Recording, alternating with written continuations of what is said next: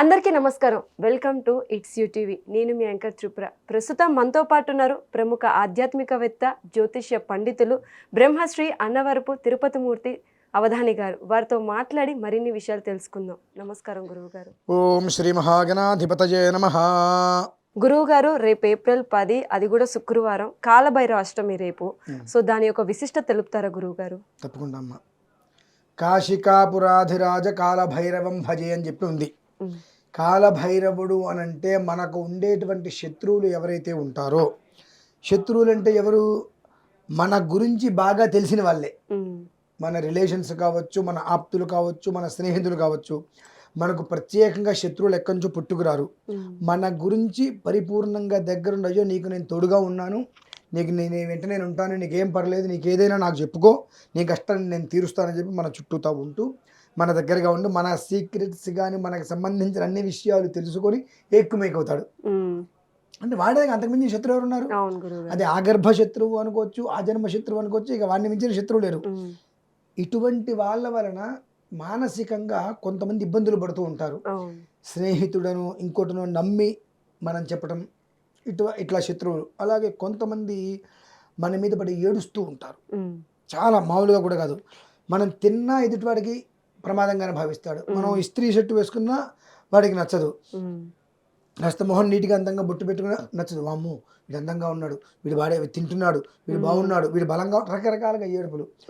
ఇది ఒకటైతే మన స్థలాలు కానీ సంథింగ్ ఏవైనా సరే వాటి మీద వేరే వాళ్ళు వచ్చి పొజిషన్లో వచ్చి దాన్ని కబ్జా చేయటం, ఇటువంటి విధానంలో శత్రువు అనేటువంటి పదం ఎన్ని విధానాలుగా ఏర్పడుతుందో వాటిలన్నిటి నుంచి కూడా పరిపూర్ణంగా మనం బయటపడాలి అంటే ఆ కాలభైరవుడి యొక్క అనుగ్రహం కావాలి. ఇందు మనం స్వతహాగా వింటూ ఉంటాం, స్వర్ణాకర్షణ కాలభైరవం అని చెప్పి ఇలా వింటూ ఉంటాము. ఈ కాలభైరవం అనేటువంటిది స్వర్ణాకర్షణమా రజితాకర్షణమా అనేటువంటిది దానికన్నా వీళ్ళు మొత్తం 8 మంది అమ్మ. భైరవులు 8 మంది. మనకు కాలభైరవుడు మాత్రమే తెలుసు.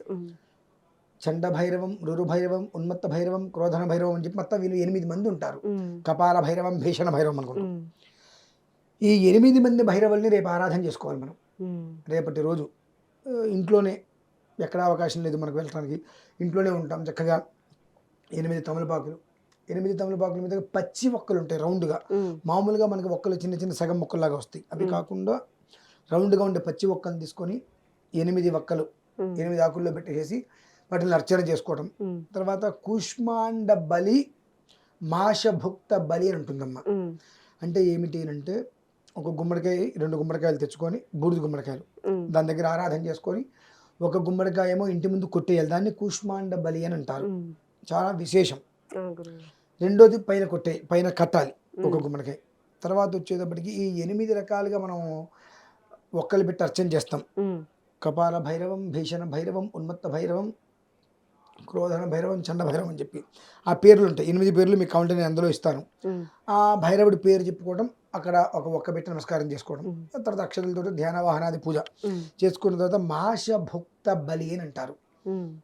అంటే ఏమిటి అంటే మినప్పిండి పెరుగు, మినపపిండి పెరుగు ఈ 2 బాగా కలిపేసి ఉండల్లాగా తయారు చేసుకొని ఒక తమలపాకు వేసుకొని, దానికి కొన్ని మంత్రాలు ఉంటాయి. మంత్రం అనేటువంటిది ఇంట్లో స్వతహాగా చేసుకునే వాళ్ళకి మంత్రం అనేటువంటి అవగాహన ఉండదు కాబట్టి ఏ ఆకులో ఏ ఒక్క దేవతామూర్తిగా ఉన్నటువంటి మనం కాలభైరవుని ఆవాహన చేసామో ఆ ఆకు కింద ఇంకొక ఆకు చిన్న ముద్ద మాషభుక్త బలి అని చెప్పి అది అక్కడ పెట్టేసేయాలి. బలిం దదామి అనుకుంటూ. అంటే మాషభుక్త అవన్నీ నాలుగు తిరగడం కష్టం. అంతంత చిన్న చిన్న ముద్దలు 8 ఇట్లా పెట్టేసి కర్పూరం వెలిగించి నమస్కారం చేసుకోవాలి.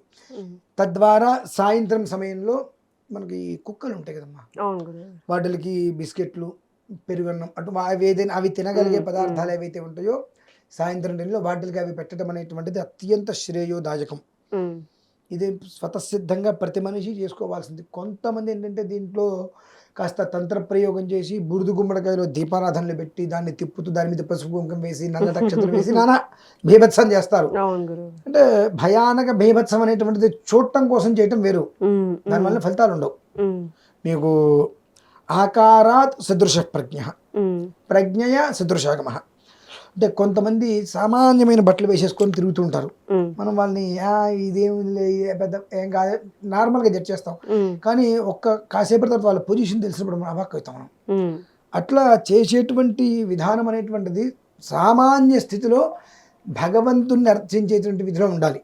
ఉమ్, ఇంకా కాస్త ఎక్కువ చేసుకోగలిగితే కలశ స్థాపన చేసుకోవచ్చు ప్రశాంతంగా. ఉమ్, అంతేకాని దానికి కూష్మాండ బలి అన్నప్పుడు గుమ్మడికాయ కొట్టేసి అటు ఇటు పెట్టడమే కాకుండా స్వామివారి దగ్గర 2 ముక్కలు చేసేసి దాంట్లో కాస్త పైపైన తీసేసేసి అందులో ఎర్రటి నీళ్ళు నల్లటి అక్షతలు వేసేసి దీపాలు పెట్టి నానా కర్పూరాలు పెట్టి హంగామా చేస్తారు.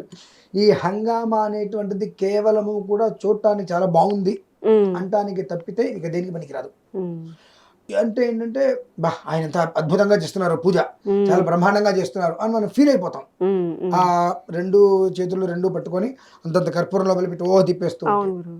దానివల్ల ఉపయోగం లేదు. ఉమ్, అక్కడ ఏది చేయాలి, ఎలా నిర్వర్తించాలి, మనకు ఉన్నటువంటి బాధ ఏంటి, శత్రువుల నుంచి నివృత్తి కావాలి, అవును గురువు. బయటపడాలి, మన నుంచి ఏడ్చే వాళ్ళ నుంచి మనం బయటపడాలి, ఉమ్, దానికి ఏం చేయాలి అనేటువంటిది మనం చేసుకోవాలి. కానీ ఏదో ఒకటి ఏది పడితే అది మీకు తెలియదు, ఉమ్, నేను చేసింది మీరు చూస్తారు కాబట్టి నా ఇష్టం వచ్చింది చేస్తాను అని అంటే ఇది నేను చేసింది నేనైనప్పటికీ కూడా చూసిన వాళ్ళందరికీ ఆ దోషం వస్తుంది. అవును. అంటే మంచి అంటే ఒకటే, ఉమ్, దొంగతనం చేసిన వాడికన్నా వాడికి సహకారం చేసిన వాడికి ఎక్కువ దోషం ఉంటుంది కదా. అవును, అవును, అట్లానే వెధోపం చేసే వాళ్ళకన్నా దానికి ప్రోత్సహించే వాళ్ళు ఎవరు, మనమే జనాలు. అవును. ఇప్పుడు నేను కూర్చొని 8 కలశాలు పెట్టుకొని 8 కలశాల మీద 8 కొబ్బరికాయలు పెట్టుకొని ఏదో 8 ఒక్కలు పెట్టుకొని సామరస్యంగా సామాన్యంగా ఆ ఒక్క మంత్ర విధానం ఎలా ఉందో అలా చేస్తాను అంటే మీరు ఒప్పుకుంటారా? ఉమ్, నచ్చదు మీకు. అవును. ఏముంది ఆయన 8 కొబ్బరికాయలు పెట్టాడు, 8 కలశాలు పెట్టాడు, 8 ఒక్కలు పెట్టాడు, అంతకుమించి ఏం చేశాడు ఆయన? ఏదో ఒక మంత్రాలు చదువుతున్నాడు. ఆ మంత్రాలతో నాకు పని ఏంటి అసలు? ఉమ్, నాకు కావాల్సింది అక్కడ కనిపించాలి ప్రత్యేకంగా. అంటే ఒక మండలం ఉమ్, అంటే రకరకాల బియ్యం రంగులు వేసి కలిపి దాంతో ఒక మండపం వేయాలి, ఉమ్, దాని మీద ఒక కలశం పెట్టాలి, దానికి ఏదో ఒక ఆకారం తయారు చేయాలి, ఉమ్, ఆకారం తయారు చేసి దానికి ఒక గుమ్మడికాయకి మధ్యలో ఒక త్రిశూలం లాగా ఉమ్, జాగ్రత్తగా కట్ చేసి ఈ లైట్లు మొత్తం తీసేసి సంధ్యా సమయంలో చీకట్లో ఆ గుమ్మడికాయ పెడితే త్రిశూలం నుంచి వెళ్తూ రావాలి. ఉమ్, దాన్ని ఇలా తిప్పుతుంటే చూసిన వాళ్ళందరూ ఆహా ఎంత అద్భుతం అనుకోవాలి. ఆ ఆహా అద్భుతంలో తప్ప దానికి వైదిక విధానంగా మనకు రావాల్సిన ఫలితం ఎలాంటి ఉపయోగం లేదు అది. ఉమ్, కాబట్టి ఏది ఎలా నిర్వర్తించుకోవాలో దాని విధానంగా హాయిగా ఉదయం పూట ఆరాధన చేసుకుంటూ సాయంత్రం టైంలో ఆ కుక్కలకి కాస్త చేతిని ఆహారాన్ని పెట్టుకుని నమస్కారం చేసుకోగలిగితే ఆ కాలభైరవుడి యొక్క అనుగ్రహం వలన శత్రువు అనేటువంటి వ్యక్తి మనకి దూరం వెళ్ళిపోతాడమ్మా. ఉమ్, శత్రువు మన దగ్గర లేడు అంటే మనం చాలా ప్రశాంతంగా ఉంటాం, అవును గురువు గారు. ఉన్నదే తింటాము, హాయిగా ఉండగలుగుతాం. ఎవడైనా మనకి నెగిటివ్గా ఉంటేనే కదా మనం ఇబ్బంది పడేది. అవును, శత్రువు మీనింగ్ నెగిటివ్. ఉమ్, నెగిటివ్ అనేటువంటి ఏ విషయంలో ఉన్నా కాలభైరవుడికి ఆరాధన చేసుకుంటే, అయితే ఏ కాలభైరవుడు ఒకటికి 8 మందికి చేయాలమ్మా. ఉమ్, 8 మందికి చక్కగా గట్టిగా కూర్చుంటే 1 గంట, ఉమ్, గట్టిగా కూర్చుంటే ఒక గంట. అంతకు మించి లేదు. ఉమ్, ఆ గంట దాని మీద దృష్టి పెట్టగలిగితే 360 రోజులు ప్రశాంతంగా ఉండగలుగుతాం. ఆ శత్రువు యొక్క భయము బాధ మనకు లేకుండా రిలాక్స్గా ఉండగలుగుతాం. ఉమ్. అదే విషయం. గురువుగారు నార్మల్గా అప్పుడప్పుడు ఇంట్లో ప్రతి ఒక్కరు వాళ్ళ స్తోమకు తగ్గట్టు నోముల వ్రతాలు చేసుకుంటూ ఉంటారు. చాలా తక్కువగా కాలభైరవుడి పూజ అనేది చాలా తక్కువగా చేస్తూ ఉంటారు. సో ఎటువంటి సందర్భాలలో మనం ఇంట్లో అలాంటి పూజ పెట్టుకోవాల్సి వస్తుంది? ఆ పూజ వల్ల ఎటువంటి ఉపయోగాలు ఉంటాయి గురువు గారు? తప్పకుండా అమ్మ, కాలభైరవుడికి ప్రతి అష్టమికి మనం చేసుకోవచ్చు. శుక్లపక్షంలో అష్టమి, కృష్ణపక్షంలో అష్టమి, ఈ 2 రోజులు చేసుకోవచ్చు. ఒకవేళ ఆ అష్టమి కనుక మంగళవారంతో కనుక కలిసి వస్తే పంట పండినట్టే. ఎందువల్లనంటే చాలా యోగం. మంగళవారంతో కూడినటువంటి అష్టమి జయాష్టమి, భౌమాష్టమి అని అంటారు. ఒకవేళ అదే టైంలో కనుక అశ్విని నక్షత్రం కూడా కలిసి వచ్చిందా, జన్మలుగా అంటే కొన్ని సంవత్సరాలుగా మనకు పట్టి పీడిస్తున్నటువంటి ఇబ్బందులు ఏవైతే ఉన్నాయో అన్నిట్ల నుంచి నాకు తెలిసి 72 గంటలు బయటపడతారు. ఇది మంగళవారము, అష్టమి, అశ్విని నక్షత్రం కలిసి వచ్చిన రోజు నాడు ఈ విధానాన్ని ఆచరిస్తే. అయితే ఆ 3 కలిసి వచ్చిన రోజు నాడు కావచ్చు, అష్టమి మంగళవారం కలిసి వచ్చినట్టు కావచ్చు, చేసేటువంటి ప్రక్రియ కొంచెం తేడాగా ఉంటుంది. అంటే ఇంట్లో మనం కూర్చొని చేసుకోలేము. దానికి ఒక పంతులు గారిని పిలిపించుకొని దాని గురించి అవగాహన వ్యక్తిని పిలిపించుకొని ఆరాధన చేయాలి. లేదు ప్రతిరోజు ఈ కాలభైరవ అష్టకం ఉంటుంది, దాన్ని శుభ్రంగా వినమనండి. బాగా నోటికి వచ్చిన తర్వాత రోజుకి ఒకసారి, అంత సమయం లేదండి.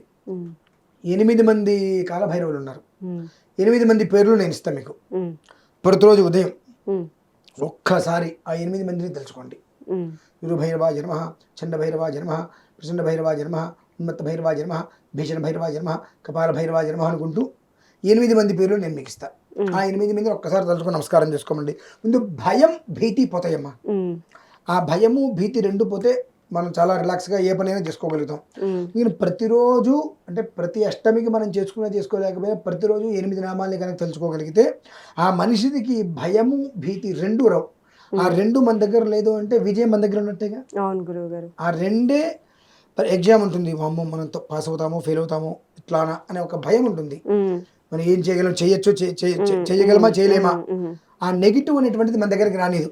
ఆ 8 నామాలు ఉమ్, నేను ఇచ్చేస్తా. ఉమ్, శుభ్రంగా 8 నామాలని రోజు ఒక్కసారి పొద్దున్న స్నానం చేయడం, దీపారాధన చేసుకోవడం, నమస్కారం చేసుకొని 8 భైరవుల్ని పేరు చేసుకొని ఈశ్వరుడు ఫోటో ఉంటుంది, పుష్పం పెట్టి నమస్కారం చేసుకోండి. ఉమ్. భీతి భయం లేకుండా జీవితం సాఫీగా జరిగిపోతుంది. గురువు గారు ఒక్కసారి మా యూటీవీ ప్రేక్షకుల కోసం ఆ 8 నామాలు చెప్తారా గురువు గారు? తప్పకుండా అమ్మ. ఇప్పుడు మీరు ఏవైతే ఈ 8 నామాలు అడిగారో ఆ 8 నామాలు నేను చెప్పటమే కాకుండా మీకు అందిస్తానమ్మా. ఉమ్, నేను ఆ నామాలు చెబుతున్నప్పుడు మీరు దాని మీద స్క్రీన్ మీద ఇచ్చినట్లయితే అది వాళ్ళందరూ కూడా స్క్రీన్ షాట్ చేసుకొని అవును గురువు. ప్రతిరోజు వాళ్ళు చేసుకుంటారు. అలాగే ఈ కామెంట్స్లో కూడా 8 నామాలు నేను మీకు అందిస్తా. పెట్టాలి సరేనమ్మా? ఓకే గురువు గారు. అసితాంగ భైరవాజ నమః, రురు భైరవాజ నమః, చండ భైరవాజ నమః, క్రోధన భైరవాజ నమః, ఉన్మత్త భైరవాజ నమః, కపాల భైరవాజ నమః, భీషణ భైరవాజ నమః, సంహార భైరవాజ నమః.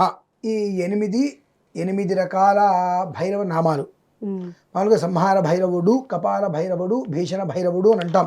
అయితే ఇక్కడ మనం ప్రతిరోజు తలుచుకోవాలంటే ఆ నామాలతో తలుచుకోవాలి కాబట్టి అసితాంగ భైరవాజ నమః అని చెప్పుకుంటూ వచ్చాం. కాబట్టి ఈ 8 నామాలని ప్రతిరోజు ఉదయం స్నానం చేయగానే ఒక్కసారి నమస్కారం చేసుకొని ఒక పువ్వు ఈశ్వరుడు దగ్గర పెట్టి నమస్కారం చేసుకోగలిగితే భీతి భయం పూర్తిగా తొలగిపోయి జయం లాభం అనేటువంటిది మన దగ్గర ఎప్పుడు ఉంటాయమ్మా. గురువు గారు విశిష్టత గురించి అలాగే పూజా విధానం గురించి చాలా చక్కగా వివరించారు గురువు గారు. ధన్యవాదాలు. పరమేశ్వర.